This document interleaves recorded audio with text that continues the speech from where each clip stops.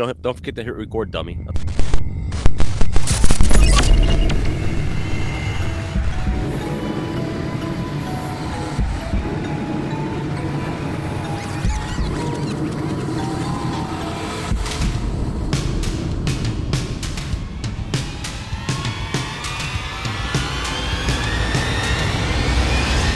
Easy. Brilliant.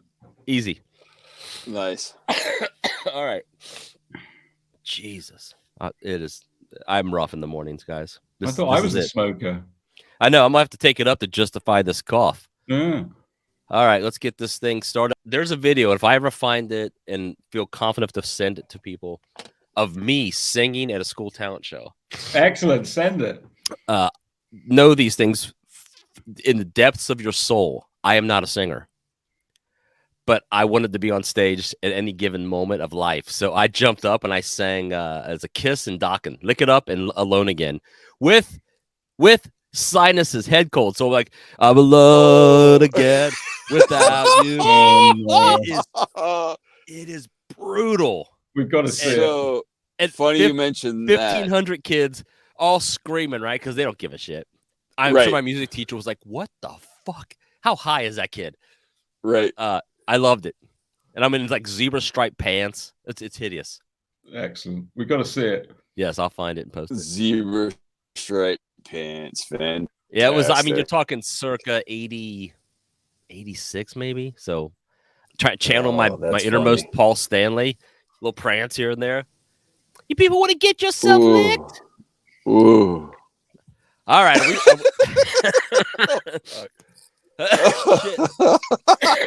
It's going to be a long one, boys. In sex, Andy? I put something. Yeah, I put the ex-wife in sex. Jesus. Ask any of them. They'll tell you. They've moved on to bigger and better batteries. Oh, no. Hey, I can disappoint the ladies like nobody's business. Say hello, Mark. Hello, Mark. How are you? All the way from Hungerford, England, I have Mark Greenaway.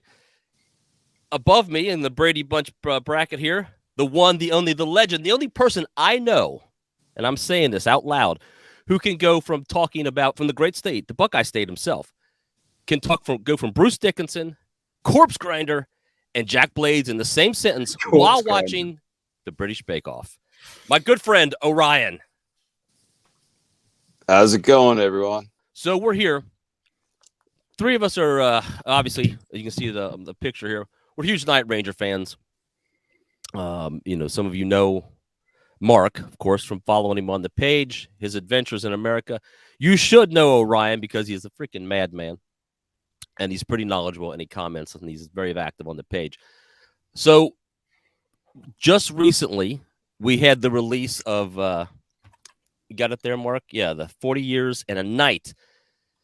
This amazing, epic live recording with up in Cleveland, the Contemporary Youth Orchestra, doing a bunch of Night Ranger classic songs. I got this in front of me, but we're here to discuss it because all three of us were there.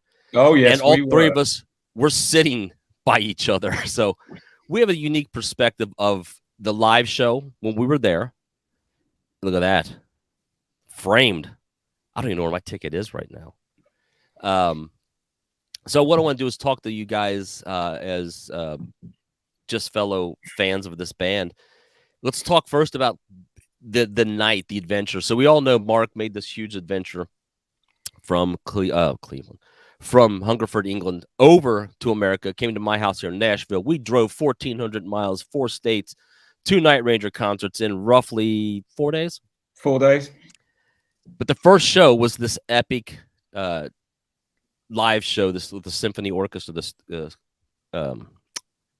CYO, with the Contemporary Youth Orchestra. Contemporary Youth Orchestra. And this was for the Danny Ripepi Memorial concert. Ed Ripepi, who was Night Ranger's tour manager. This is the second one. Thank you. The second one. And I got my shirt on. I was at the first one. Got my shirt for Ed and Danny. Ed Ripepi, who was Night Ranger's tour manager and a great friend of the show. This is a tribute concert to his brother to help raise money for canine police dogs.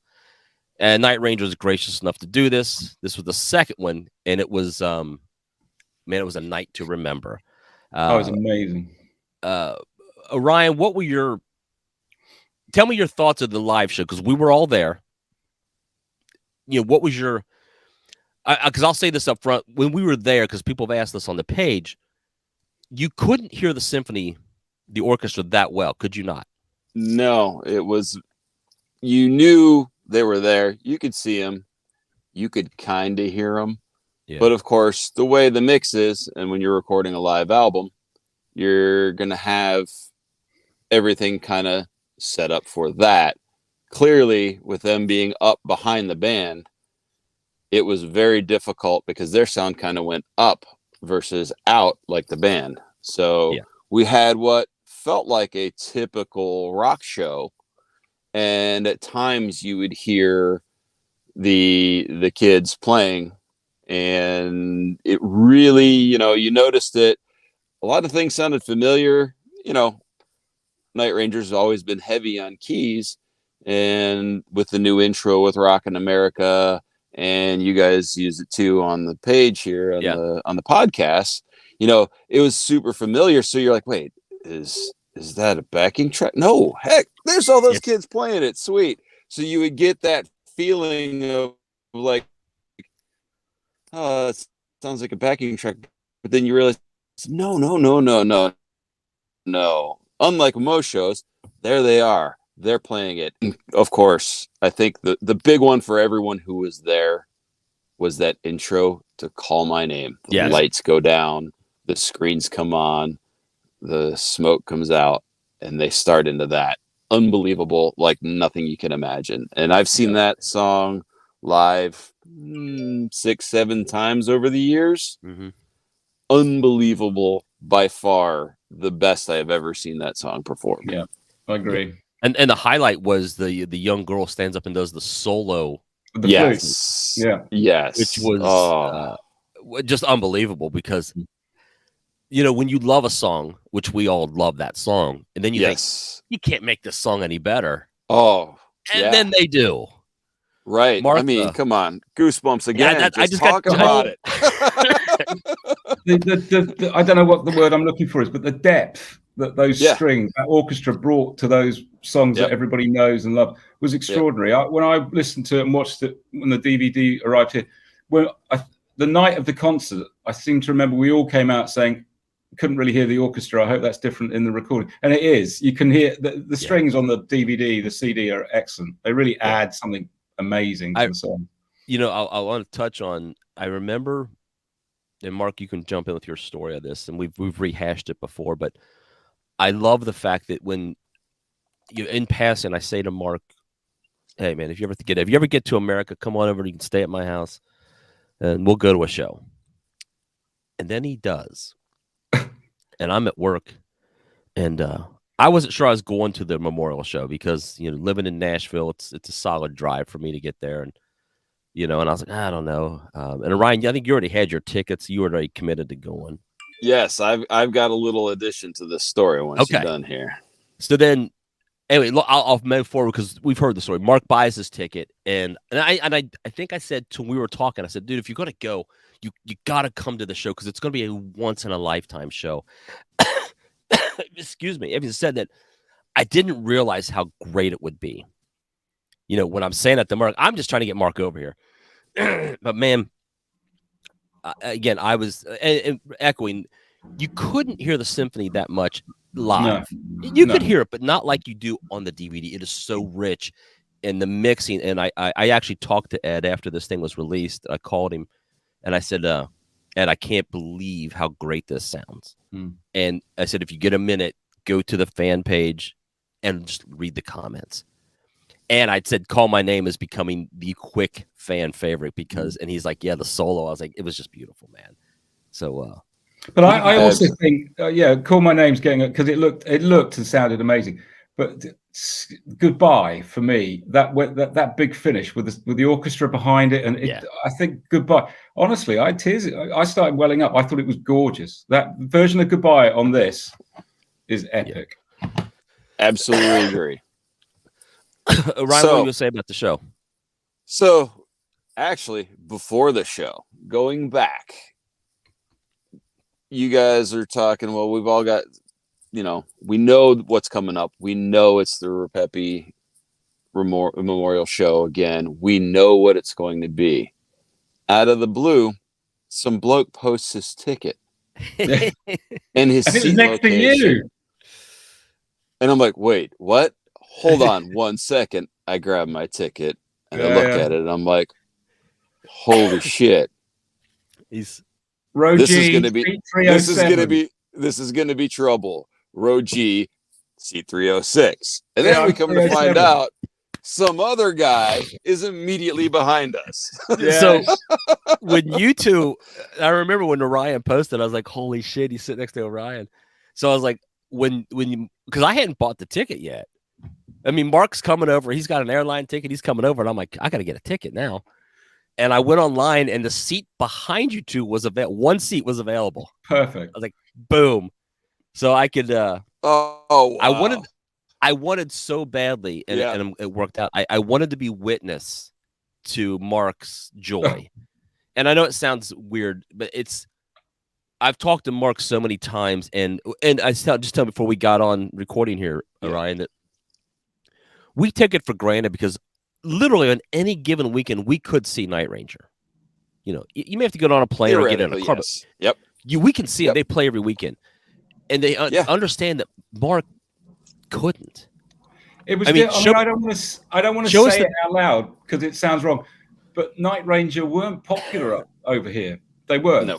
In all the years, I first discovered them in '85 with Seven Wishes and Sentimental Street. But in all the years that followed, I met one, until I started working in radio stations, I met one person who heard a Night Ranger, and he was an American friend of a friend.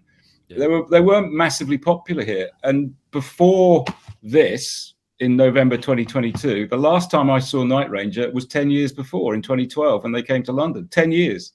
Yeah, and it was different up here. So everybody knows my story. I came over and all the rest of it. To be there after all these years of struggling to get the music or any news or anything else, to actually be at a Night Ranger concert in the States with a load of people who were so lovely to me. Everybody wanted to meet me. Everybody wanted to talk to me. I ended up feeling like a total rock star. That night in Cleveland was just fantastic. And then to have it all recorded so I can review it again and see how much airtime, screen time Orion gets over me because he's so good. And it's one key thing, Mark. One key thing in the city that blew them up. Yes, is that where it all started? Cleveland. Cleveland was the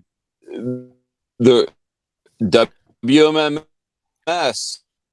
I believe is what Jack and Brad always say. WMMS. They're the ones that really blew them up, playing them on the radio. Yeah. Started out. For me, it was MTV, moved to the Toledo area from southeastern Pennsylvania in late 82. We got cable in 83. Is this? Even Toledo was already playing. Not sure when Rockin' America was first released. You guys have covered that in past episodes, but we're talking 40 years ago now. So I don't remember when I heard Rockin' America. I just remember like, wow, this is amazing. I got a radio station playing this band. I can turn it on and I can actually see them. And in those early days, they even had that early Live in Japan video playing on MTV Saturday Night Concerts. Cue it up, Mark. You mean this? Look at this. Show it. I was saying to Andy earlier on. I mean, when did this has got Jesse Bradman on it? This came out after they split, didn't it? Yeah, 89. That came out. Ryan's referring to the 83. Oh, the 83 Japan tour. Yeah. Yes. Right. They played. They played all the time. And like you and my first taste of Night Ranger, and we've talked about Brent and I went to see Kiss in 1983, January 9th. Night Ranger was the opener for 2 weeks on a Kiss tour, and we saw one of the shows. Brent, man, God bless his soul. Brent was adamant about whoever the openers were. He wanted to know something about them. So he hears it's this band Night Ranger, and he goes, "Oh yeah, that song, Don't Tell Me You Love Me." He calls me. He's like, "Hey, you got to check out this album."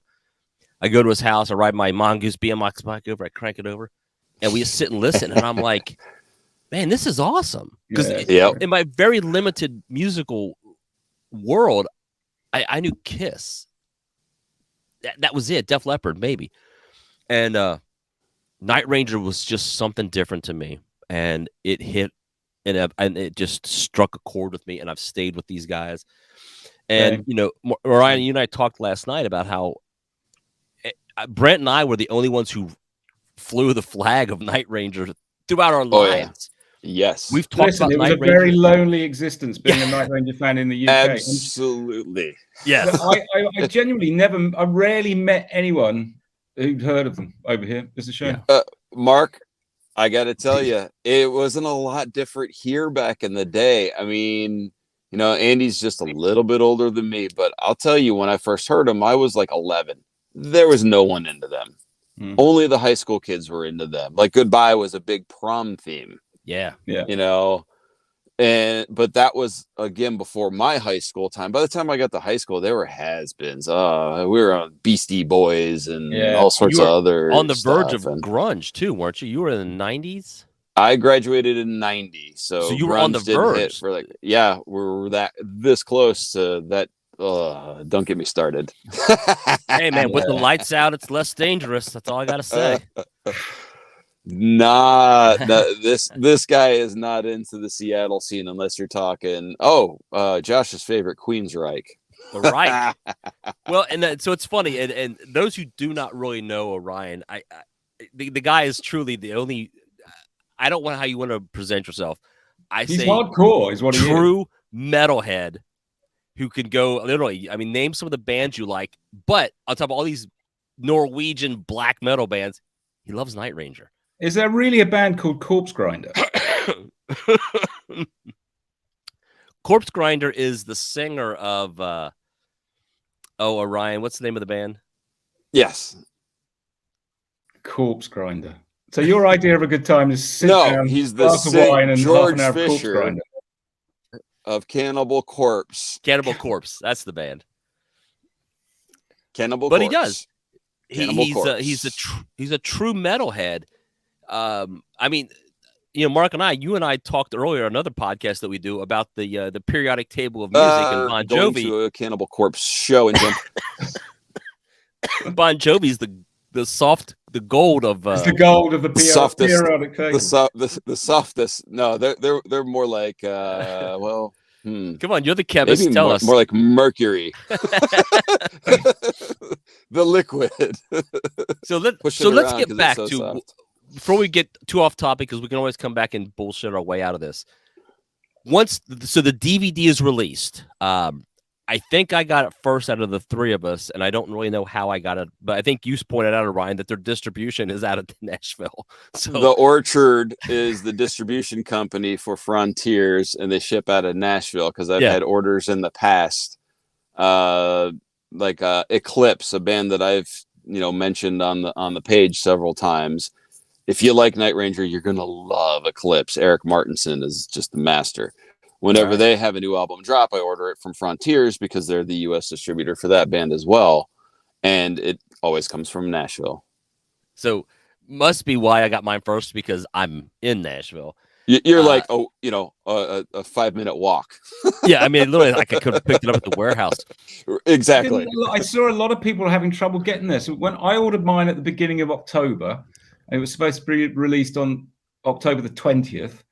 And it said, as soon as I put my order into Amazon, it would be delivered Tuesday, February 17th. And then I checked on the morning and it was delayed. I didn't get it until the Saturday, the 21st in the end. Yeah. Yeah, I think some people are still waiting for things. I don't think Kathy Kirkman Lane hasn't got hers yet. And it's tough because all we want to do is post our joy about it and highlight things, but I don't want to ruin it for somebody. But I remember I was scanning to see if I saw my friends Mark and Orion. Of course, right. You two show up on it. How did you? Well, he shows up on it and he just pushes me to one side with his loveliness. The camera isn't interested in me; it just wants Orion. How do you feel when you see this and you see yourselves there? Loved it. I squealed like a little girl after all these years and all the Night Ranger albums I've bought and everything to end up in a DVD. It was just insane. I loved it. Immortalized. The pinnacle of my career. Yeah, and I'm watching, and there was a pause on me for a minute. I was like, "Holy crap, there's me," which was awesome. But you're reversed. When yeah, we see you, your T-shirt logo is around the other way, isn't it? it's reversed, and I'm looking at the stage the wrong. I was like, I was not on that side of the stage, and I don't know why they do that. Yeah, strange. Maybe someone who has knowledge in production of how images are reversed, but it's cool. My rugged good looks are still there, just backwards. The two things about this DVD for me was it was a thrill to know that I was there. That was the main thing. But the second thing was I had such fun looking for people that I'd met, because I'd only met everybody the night before. Yeah. And I'm scanning the crowd for faces, and it was just, it was great. There are some fans in motion members. There are some great moments. We could do a whole episode on the Winking Lizard and the fact that two of the people on this picture single-handedly were attempting to set the record for the young waitress who had to sell so many. Fat tire. That's right. Didn't I buy 8 of them or something? So and I think Mark said, "How many do you have to sell?" And she's like, 8. He's like, "Give us 8." And I was like, "Holy shit!" That's right. Yes. Yeah. Yep. That's right. I think we single-handedly got her record. We got her bonus that night, didn't we? Yeah. Yes. Yeah. Yep. Yeah. And we're not talking small ones. These were They were big. These were buckets of beer. You guys, we were having a good time, and it was such a good night. The night before was just epic, and I never felt more surrounded by my own people in my life. And it's one of the joys, and again, we'll get back to the DVD, but one of the true joys of this, the fan page that we created for Night Ranger, is you really are. It's like a family. You are not alone if you're at a show, because you are going to see not one, but probably 5 to 10 people that you somehow know. Yeah. And they get it, because they were the oddball who wore the Man in Motion concert shirt to school, and everybody's like, "What the hell is that?" Yeah. Right. I mean, you're wearing a fan shirt. It's amazing. And I love watching the DVD and just looking for people and seeing, like, you see Linda, you see Kathy, you see Melissa. And I got three favorite moments. Go for it. The first one is Linda, Kathy. You can always see, you can't miss gorgeous Linda Godby, because she's 6'6" tall. She's amazing. I love that woman. And you see her all the time. There's Kathy next to her, but then there's a little shot of Melissa, and she's dancing like this. She's really going for it. That's great. The second one is Lisa Johnson Haynes doing the chorus to High Road. And she's got a drink in her right hand, and she's punching the air doing the yeahs with her left. She looks epic. But my favorite, Don't Tell Me You Love Me, right down at the front of the stage. Brad's peeling off his solo, doing his thing. And there's Amy, is it Pereira John? It's Pereira, Amy Johnson, the lovely lady who sent me my signed Big Life vinyl. And she's right in front of Brad, and she looks at the camera like this, and she's got this great smile on her face, and she's right in front of the guy, and he's doing this solo, and he finishes the solo. She looks at the camera and then looks back. Amy, for me, that's the best moment. It's awesome. I agree. I mean, again, because we know these people. They're not random strangers. No. These are our friends, so to speak, Yep. And like I said, when I saw you and Orion, I'm like, I know, sit right behind those guys. The camera if you moved a little further to the left, you would have got me. Would have got all 3 of us in the picture. So again, we get back to the DVD. We were all there live, and it didn't sound as awesome. The DVD is so stunningly beautiful. Yeah. The whole night's been beautifully captured. It's really good. The sound is just, and I forget how many mics that I was told they had. Everything was mic'd to the nth degree. But this thing is engineered perfectly. The video is outstanding. I got the Blu-ray. I don't know the difference between the Blu-ray and the DVD itself as far as the Christmas. I know Brent would argue to the end of his days, Blu-ray is better. I'm sure it is. But I'm just saying, it's just beautifully shot. This thing is wonderful. I praise this production company who did this. It's fantastic. It looks great. Do you guys have any? What's your highlight songs, Mark? You were talking about it earlier. Over and over, but the three for me, I love. I've always liked "Sing Me Away." When I was a kid, I had the 1983 Japan tour. I managed to get a cassette copy of it. and I love Sing Me Away on that. And on this one, you can hear the strings building at the beginning. You know it's coming, and then they go Sing Me Away and bang back, and it's just the strings just bring something extra. It's just indescribable. It's great. Yeah. Then Sing Me Away, then Goodbye, because I think that finish, that when the orchestra comes in, it all kicks off at the end. It's just sublime. It's gorgeous, that song. And then I like High Road because it's such a joyous, upbeat, punch the air like Lisa sort of song. Those are my three. And then, of course, we were talking about it earlier on.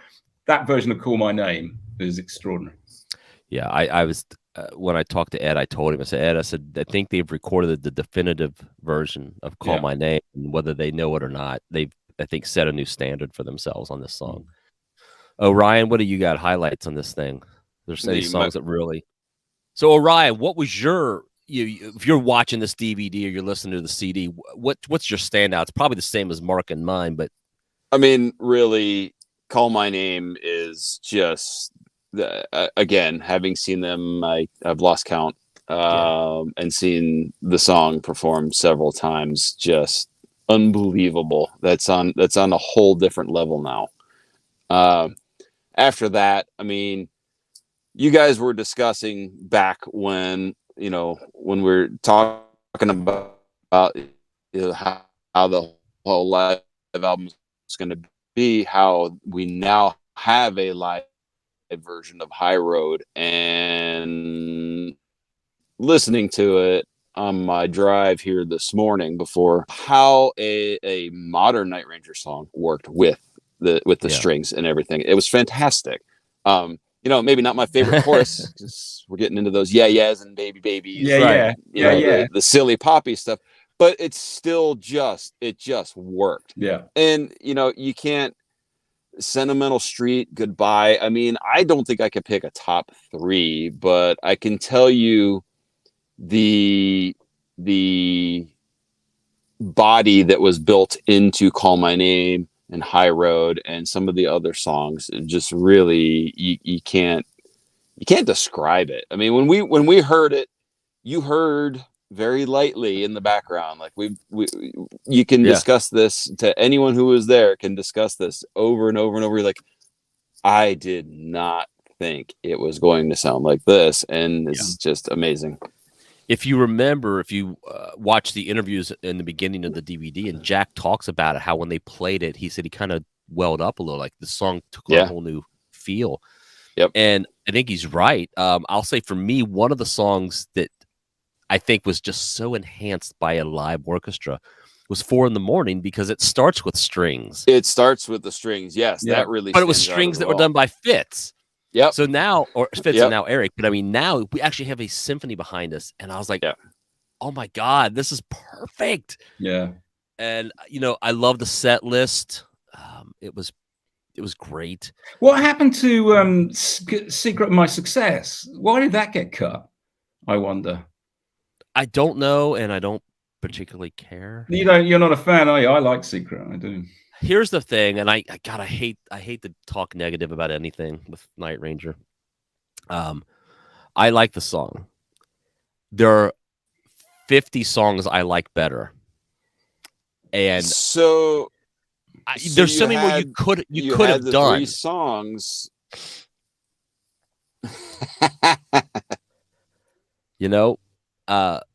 Everyone knows thing. It's got to be a reason to be. I mean, they're just. And look, I know it's hard for these bands to pick what songs we're going to do. You have to hit your high note, and I know "Secret of My Success" was a hit.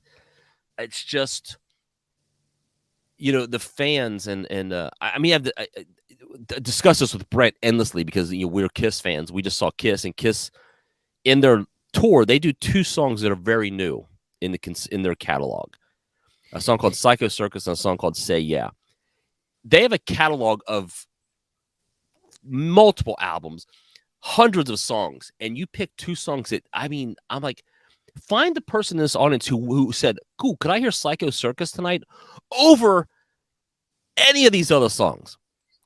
So I do the same thing with Night Ranger, and I know why they do it, and I'm not complaining to them about it. What I'm saying is when I say I don't care, there's so many other songs I would pay them money to hear. Yeah, sure. Instead of this. Yep. I mean, can you imagine hear Rumors in the Air with a symphony, or Eddie's Coming Out Tonight, or Touch of Madness? Ding, ding. See, ding. that's the thing. I We want those songs. heard Rumors. Rumors was played, but the symphony had to take a break. So you had Breakout, Rumors, and Secret didn't have the CYO on it, did it? I guess that's why. Yeah, you're probably right. That is exactly why. If you look at the set list, there were 3. So what I was saying is 4 a.m. Well, Rumors was played, but not with the orchestra, and you're sitting there going, "What? How? What? Yeah, this song needs those kids on it." I mean, maybe just putting the arrangement together, maybe it was tougher than they thought, but God, it would have been so cool. I would have loved to hear what they did with it. Right. But Passion Play would have been phenomenal. I didn't even think about that one. Oh man, that doo doo. And then Fitz's keys, and just bring that in real slow, like they do in all the live shows that we have from that back in the day. So cool how the stage is dark and they bring the lights up, and I mean, it's funny how we're sitting here with this phenomenal DVD. We're like, we just want a little bit more. Yeah, right. Hey guys, next time. I've got a question about the beginning. Who is the guy that does the? I can't do it. I haven't got. Was it when the guy at the beginning goes, hey, ladies and gentlemen, please welcome Night Ranger. Who is that? Is that Ed Ripepi doing that? Who's doing that? I don't know exactly who it is. I always thought, and this is what Josh would know, or Brent might. I thought, and it could still be, it might be a recording of Todd, the old manager. But I'm not positive of that. It's been the same intro, it's the same voice for the last, I don't know how many years. Okay. All right. So it's been the same voice. If it is, that's awesome that they're still doing it that way. I thought it was Todd Compasore, who the tour manager that he died a couple of years ago, didn't he? Yeah, passed away. And, so that's what they're doing. That's awesome. An awesome tribute to him. I like that at the beginning. I love it. Hit Night Ranger. Right. Yeah, and he's got that rasp going. He's got that real rasp to it. Yeah. I will endeavor to find out. To finish it off neatly at the end. I love the way Jack Blades finishes at the end.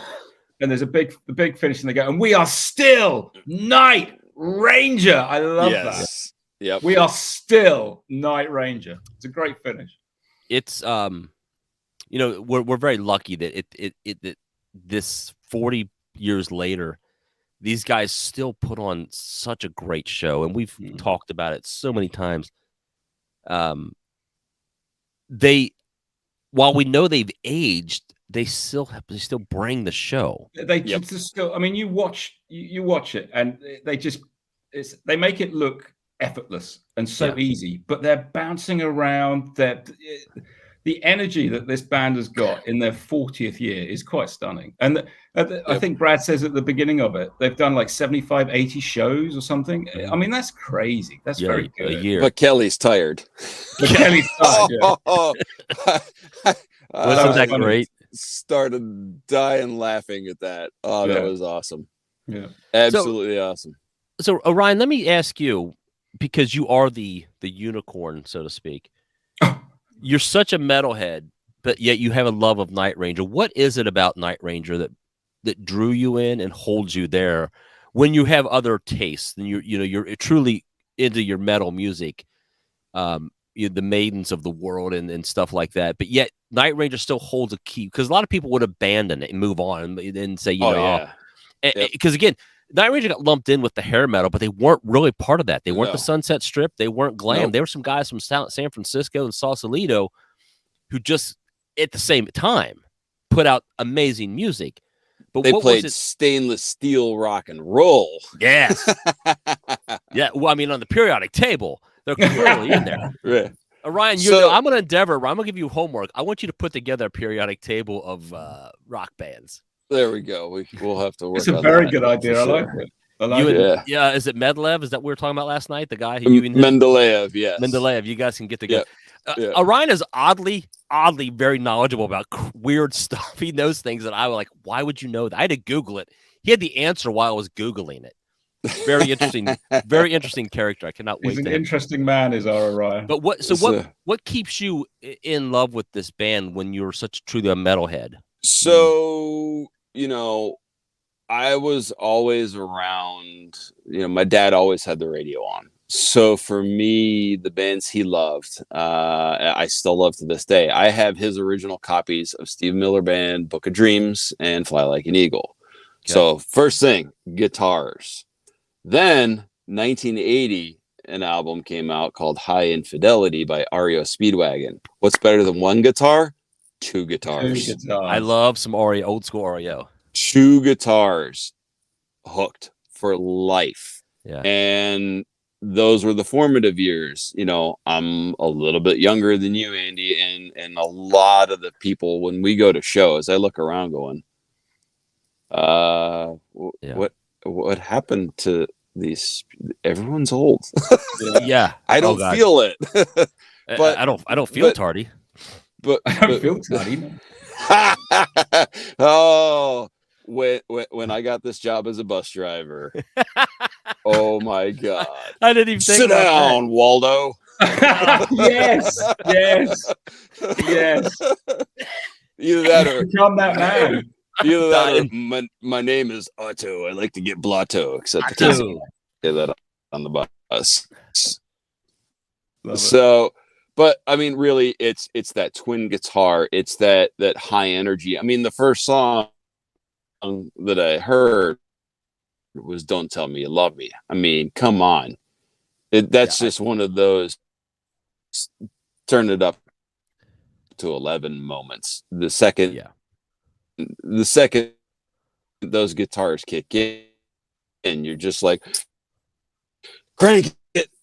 I mean, I have friends who aren't into anything heavy, and I've had them reach over and turn it up, who I have that on, but man, Don't Tell Me Let Me came on one day, and he just reaches over and he turns it up. He's like, oh my God, this song's amazing. And this was 15 years ago, so not even back in the day. We're talking recent times here, and he'd never heard the song. But it's just that energy level from Don't Tell Me You Love Me, Rockin' America, and then Sister Christian comes out in 83, and I'm still my birthday is late in the year, so I'm this 11-year-old that just obsessed with the radio and this new thing, MTV, and they were just there in those formative years. Yes, they were a little bit lighter than Maiden. Yes, they were lighter than Judas Priest and Twisted Sister and Quiet Riot, but Twisted Sister, Quiet Riot were a little bit more goofy and all that. I still loved them. But it was it was the right time, the right place. And those, 5-6 bands you mentioned, Dokken earlier. I mean, unbelievable. Those early Tooth and Nail. Yeah. We were lucky enough to be alive during a phenomenal musical era. Yes. The 80s. I mean, it's nostalgia is a wonderful thing, a great gloss paint. But if you look back at some of I think there's somebody on the page puts up charts all the time, and you can see who was, in the top 40 at that time. There's some amazing records all came out at the same time in the 80s. Yeah, I mean, I don't know that we'll ever see a musical era. I mean, not again, the 70s were great in the 60s. What I'm saying is I think once we hit the 90s, you won't see an era of music like you had prior anymore, because everybody now is just about singles. We had to get albums, and you learned to love the band because you learned their style. Yeah. And again, that's what lends to Night Ranger for me is I was thinking about this the other day as I'm at work, and I just, you're bored, so you're thinking. And what it is about Night Ranger for me is Jack Kelly, they have a way of telling a phenomenal story. They're great storytellers. They paint very well with their lyrics. And then the melodies, the twin guitar attack was just, I don't know how to explain it to people. I I want to play songs to them and say, how do you not love this? That's the bigger question. When you say to me, why do you love it? How do you not love it?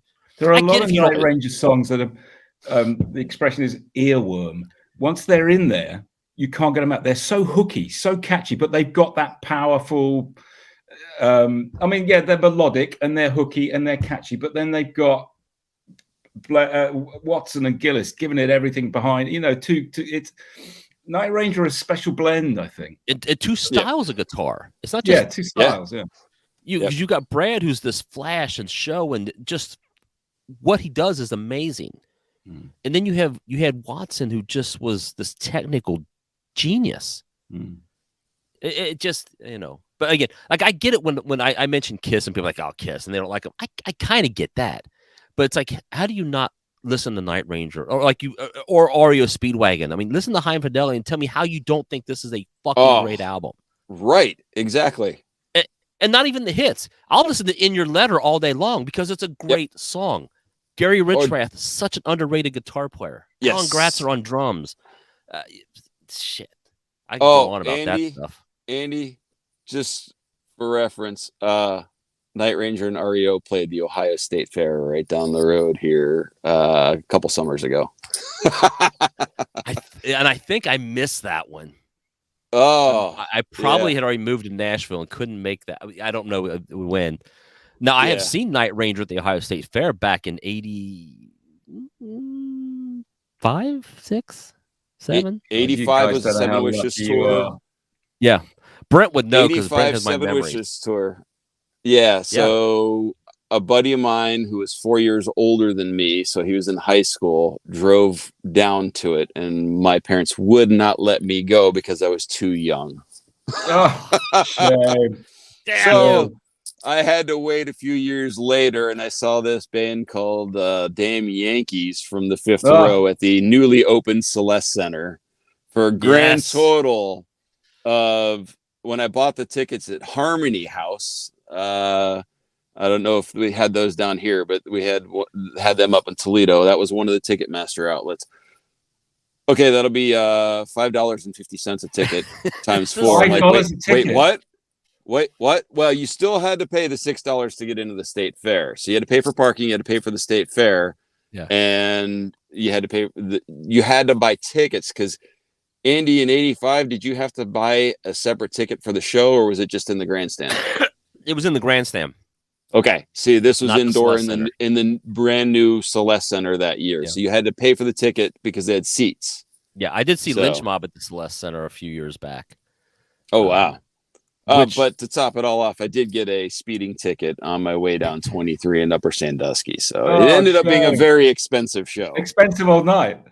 Well worth it. Not as expensive as Mark's show. Mark spent untold amounts of money to get a signed Damn Yankees cassette from one other Jack Blades himself. It was a couple of grand all in, but it was well worth it. Well, if you subtract the beer and triple cheeseburgers, I mean, your money would have been probably gone further.